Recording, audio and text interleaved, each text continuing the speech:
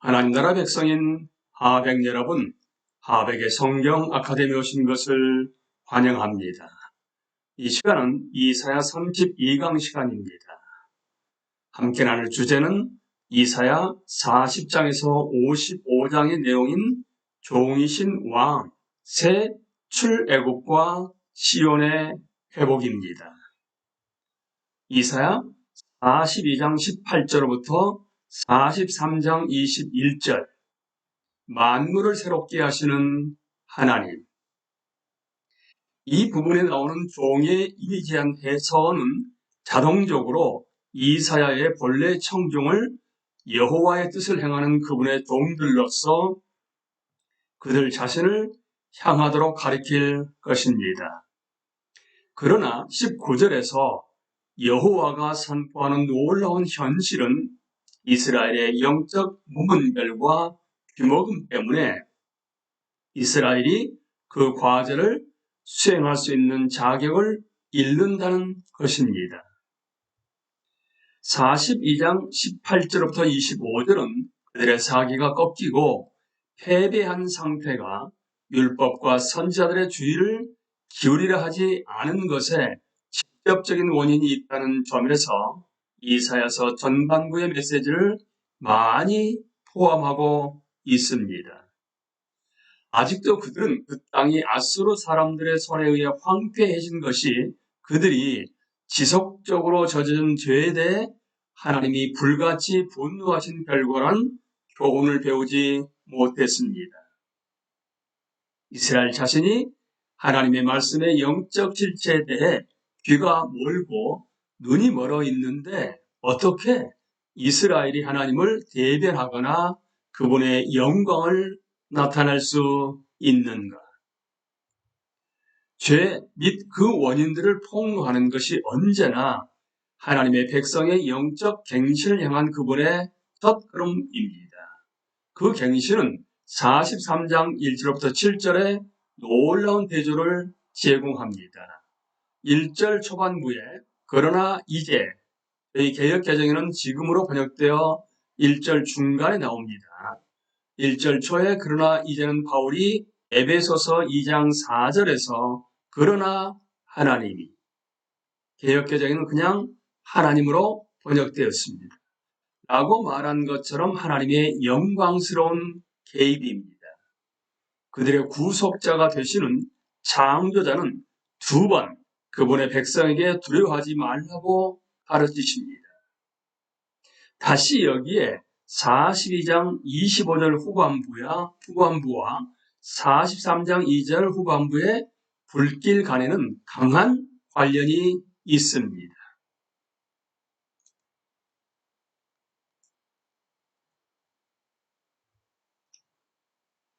하나님의 심판 아래 그 불길은 불사르고 파괴시켰지만 더 이상 그런 일은 일어나지 않을 것입니다. 심판을 넘어 포로로 잡혀가는 것이든 십자가에서 그 종이 우리의 죄에 대한 하나님의 진노를 짊어지는 것이든지 간에 하나님의 목적은 구출과 갱신입니다. 5절, 6절, 7절에서 표현된 바벨론 포로의 종식은 종의 완성된 사역을 통해 보편적 교회가 경험하는 영적 축복 가운데 성취됩니다. 여기에서 하나님이 1절과 3절에서 그분 자신을 어떻게 묘사하시는지 보고 또 구출과 갱신은 하나님의 존재 때문에만 가능해진다는 점을 깨닫는 것이 특히 유익합니다. 하나님의 근본적 본질 자체가 그분의 구원 개입을 보장합니다. 하나님의 구속적 목적에 대한 그와 같은 선언은 우상숭배의 전적인 무익함에 대해 43장 8절부터 13절에서 또 하나의 계속적인 적용을 촉진합니다. 시편 115편의 저자처럼 이사야에게 우상들은 완전 생명 없음이라는 특징을 띠고 있습니다.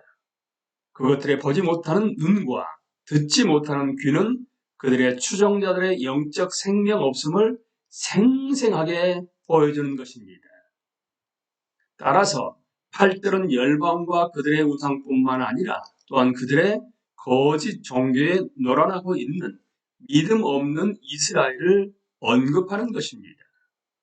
미국은 하나님의 백성이 세상에 오직 한 분, 참되고 살아계신 하나님이 있으며 그러므로 오직 한 분 구세주만이 있다는 것을 증거하는 종의 과제를 수행하지 못했다는 것입니다. 이것들은 성경에 하나님의 유일한 성품을 계시하는 위대한 절들입니다. 또 우리 역시 불신세계의 그분의 증인이 되라는 부르심을 받은 만큼 이 절들은 현대교회에 설명할 가치가 있습니다. 43장 14절부터 21절에 나온 간언의 마지막 논리적 발전은 하나님이 그분의 백성을 어떻게 구출하실 것인지, 그래서 그들이 겉으로만 그럴싸한 매력을 지니고 있는 우상숭배에서 돌아서서 하나님 한 분만을 믿게 될 것인지 보여주는 것입니다.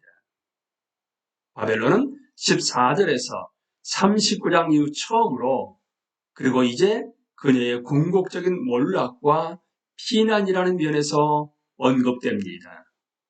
그와 같은 믿기 힘든 구출은 하나님하고만 가능합니다. 하나님의 백성은 그것을 알기 위해서 그들이 애굽에서 나온 놀라운 사건을 생각해 보기만 하면 됩니다. 그러나 이사야 선지자의 부담은 하나님이 그들을 척박한 불모지를 거쳐 고국으로 데려오기로 언약을 맺으심으로 단지 이스라엘이 바벨론 포로에서 구출되는 것을 기대하도록 믿음을 강화하기 위해 되돌아보는 것입니다. 19절의 새 일은 새 출애굽입니다. 그것은 물론 우리가 앞에서 관찰한 바 포로 생활은 메시아 그리스도의 오심과 그분의 완성된 사역으로만 완전히 끝난다는 것과 연결됩니다. 그리스도의 사역은 그분의 새 언약 백성이 하나님의 의로운 진노와 심판에서 벗어나게 해줍니다. 교회를 죄와 거짓 종교에 속박된 상태에서 구속한 후에 그리스도는 그분의 백성을 영원한 나라와 하늘의 예루살렘의 영광으로 확실히 데려가실 것입니다. 본문 설교 개요 제목 만물을 새롭게 하시는 하나님. 본문 이사야 42장 18절부터 43장 21절. 우조 하나님의 종으로서 이스라엘의 실격 때문에 하나님은 신실한 남은 자를 위한 그분의 갱신 계획을 선포하십니다. 첫째, 갱신이 필요한 이유는 무엇인가? 이스라엘의 상태에 대한 설명. 그들은 하나님의 일과 말씀에 대해 부주의하고 불순종하며 따라서 심판 아래 있습니다. 둘째, 갱신은 어떻게 이루어질 것인가? 언약의 여호와의 주권적 사역에 의해 여호와는 그분의 백성을 창조하시고 구속하시고 보존하시고 속량하시고 사랑하시고 모으시고 구출하시는 분이십니다. 셋째, 갱신은 무엇을 의미할 것인가? 하나님의 옹호, 악의 타도, 새 출애굽, 성경 공부 인도, 42장 18절부터 25절, 종의 사역에 대한 이러한 약속들은 왜 국가적 이스라엘을 언급할 수 없는가? 이스라엘이 본래의 종의 역할을 감당하지 못하게 실격시키는 잘못들을 열거하십시오. 43장 1절부터 7절, 42장이 열방에 대한 하나님의 종으로서 이스라엘의 실격으로 끝난 점을 기억하면서 이 절들은 하나님의 해결책을 밝힙니다. 하나님이 하실 것이라고 약속하신 것들을 열거하십시오. 하나님은 시련을 당하고 있는 그분의 백성을 위해 무슨 일을 하실 것인가? 궁극적인 결과는 무엇이 될 것인가? 신약의 신자로서 우리에게 유사한 것들은 무엇인가? 43장 8절부터 13절, 현 시점에서 다시 소개되는 우상들은 무엇인가? 하나님은 이방의 우상숭배의 맥락 가운데 10절에서 그분의 백성에게 직접 말씀하십니다. 포로 생활 및 그 너머에 그것이 의미하는 바는 무엇인가? 43장 14절부터 21절 이전 일과 새 일의 관계는 무엇인가? 전자는 후자에 어떻게 영향을 미쳐야 하는가? 적용 42장 18절부터 25절에서 우리는 이스라엘이 잘못 때문에 하나님의 종의 역할에서 실격되는 이유를 봅니다. 비슷한 잘못과 약함은 우리 자신이 하나님을 섬기는 일에 어떤 영향을 끼치는가? 하나님은 그분의 백성을 새롭게 하고 변화시키시겠다고 약속하시기 전에 그들의 실격과 죄를 선언하십니다. 이 위험은 우리에게 하나님이 우리를 새롭게 하시고 변화시키는 방법에 대해 무엇을 말해주고 있는 것인가?